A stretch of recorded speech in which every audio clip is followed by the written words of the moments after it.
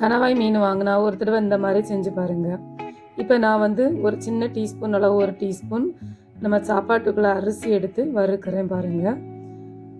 நல்லா வறுத்து எடுத்துக்கிடுங்க. அதுக்கப்புறமா 2 கைப்பிடி அளவு தேங்காய், அப்புறமா ஒரு சின்ன துண்டு இஞ்சி பொடியாக கட் பண்ணி ஆட் பண்ணியிருக்கிறேன். அதேமாதிரி 5-6 வெள்ளை பூண்டு, அப்புறமா கொஞ்சம் கருவேப்பிலை, 1/2 டீஸ்பூன் நல்ல மிளகு, 1/2 டீஸ்பூன் வெந்தயம், 1/2 டீஸ்பூன் ஜீரகம்.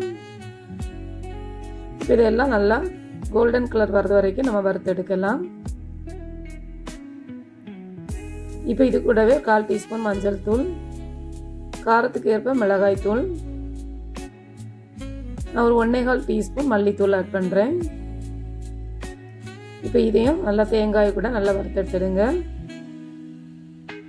இப்போ இது நல்லா வறுபட்ட பிறகு நம்ம ஏற்கனவே ரெடி பண்ணி வச்சுருந்தால அந்த வறுத்த அரிசி அதையும் இது கூட ஒரு தடவை கலந்து விட்டுட்டு அப்புறமா இது நல்லா ஆற வச்சு நம்ம மிக்சியில் அரைக்கலாம். அப்புறமா இன்னொரு கடாயில் 2 ஸ்பூன் ஆயில் விட்டுருக்கிறேன்.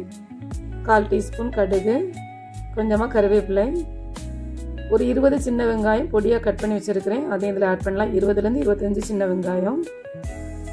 இந்த கனவா மீனுக்கு நீங்கள் வந்து சின்ன வெங்காயம் ஆட் பண்ணால் தான் அவ்வளோ டேஸ்ட்டாக இருக்கும். இப்போது 2 பச்சை மிளகாய் ஆட் பண்ணியிருக்கிறேன் பொடியாக கட் பண்ணி, ஒரு தக்காளி அதையும் பொடியாக கட் பண்ணி இதில் ஆட் பண்ணியிருக்கிறேன். எல்லாம் நல்லா மசிஞ்சு வரும்போது நம்ம சுத்தமாக கழுவி வச்சுருந்த அந்த கனவா மீனை நம்ம இதில் ஆட் பண்ணலாம்.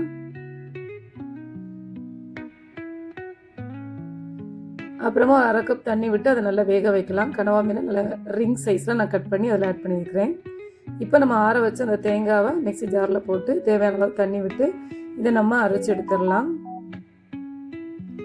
பாருங்கள், இப்போ கனவா மீன் நல்லா வெந்து வருது. நம்ம மூடி போட்டு வேக வச்சுருந்தோம். பாருங்கள், கனவா மீன் நல்லா வெந்து வந்திருக்கு. இப்போ நம்ம அரைச்சி வச்சு அந்த மசாலாவை இதில் ஆட் பண்ணலாம். நான் இப்போ ஒரு நெல்லிக்காய் சைஸ் அளவு புளி ஊற வச்சுருந்தேன்.